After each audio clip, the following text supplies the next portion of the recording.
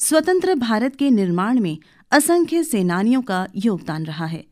आकाशवाणी ध्वनि संग्रहालय कुछ राष्ट्र निर्माताओं के ध्वनि अंश शब्दावली के रूप में प्रस्तुत कर रहा है। 23 जनवरी 1897 को जन्मे स्वतंत्रता संग्राम के अमर सेनानी सुभाष चंद्र बोस को सारा राष्ट्र नेताजी के नाम से जानता है।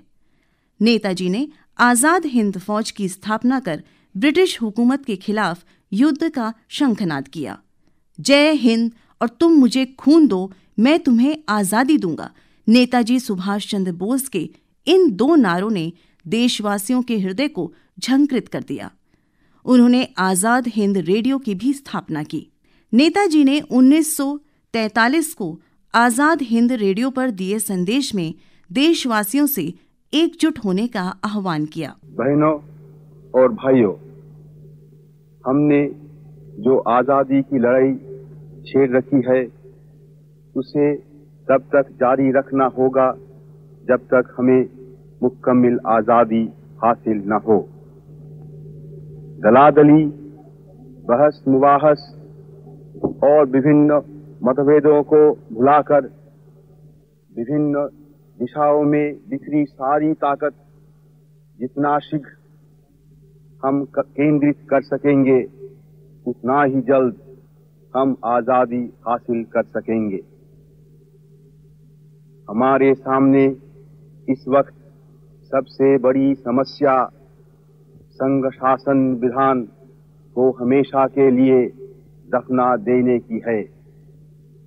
तभी हम अपने मन के मुताबिक अपना शासन विधान तैयार कर सकेंगे। वर्तमान शासन विधान तो हमारी मर्जी के खिलाफ साम्राज्यवाद को मजबूत कर हमारी गुलामी की जंजीरों को और मजबूत करने के लिए बनाया गया है। इसे आप हरगिज स्वीकार न करें। आप संगठित शक्ति से शांति और अहिंसा पूर्वक आत्म बलिदान करने के लिए जल्द से जल्द तैयार हो जाइए। न मालूम कब बिगुल बज उठे। इस वक्त जमाना हमारे अनुकूल है। वर्तमान अंतर्राष्ट्रीय परिस्थिति से हमें लाभ उठाना चाहिए। भारत को भी दुनिया के दूसरे राष्ट्रों के साथ ही जीना मरना है। इसलिए हमें अंतर्राष्ट्रीय परिस्थिति से पूरा वाकिफ रहने की दरकार है।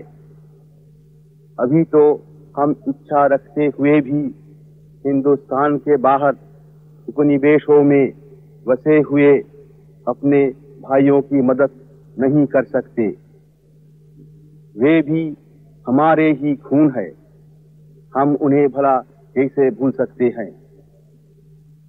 भारत आज चिरकालीन शोषण के कारण दरिद्रता की चक्की में पीस रहा है। महामारी आदि बीमारियों का भारत घर हो रहा है। निरक्षरता अभी फैली हुई है। वैज्ञानिक साधन हमें मुयस्सर नहीं जिससे खेती की उन्नति कर सके। दो शाम रोटी मुहाल है। इन सब कुरोगों की एकमात्र रामबाण औषधि आजादी है।